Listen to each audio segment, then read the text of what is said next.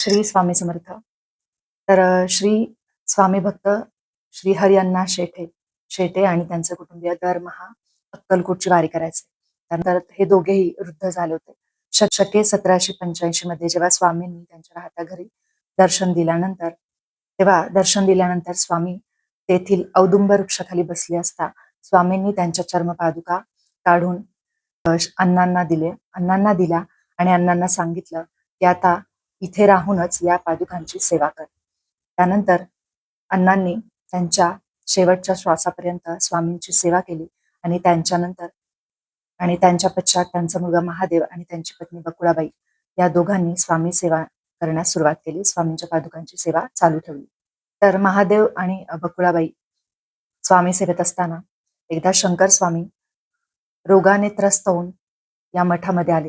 स्वामींनी त्यांना दृष्टांत दिला होता आणि त्या दृष्टांतावरूनच शंकर स्वामी त्या मठात स्वामींची सेवा करण्यासाठी आले. पण महादेवाने त्यांना मठातून बाहेर घालवून दिले. तेव्हा श्री शंकर स्वामी मठाच्या बाहेर 3 दिवस पडून होते. त्यानंतर महादेवांच्या स्वप्नात स्वामींनी जाऊन त्यांना सांगितले की माझ्या सेवेसाठी मीच त्याला इथे बोलवलेलं आहे. तेव्हा स्वामींनी त्यांना दृष्टांत दिला स्वप्नात आणि सांगितले की तो माझी सेवा करण्यासाठी आला आहे, त्याला मठात येऊन सेवा करू द्यावी.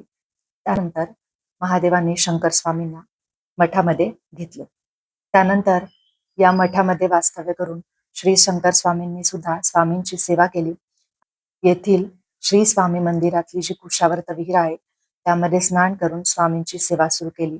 त्यानंतर श्री शंकर स्वामी पूर्णपणे रोगमुक्त झाले.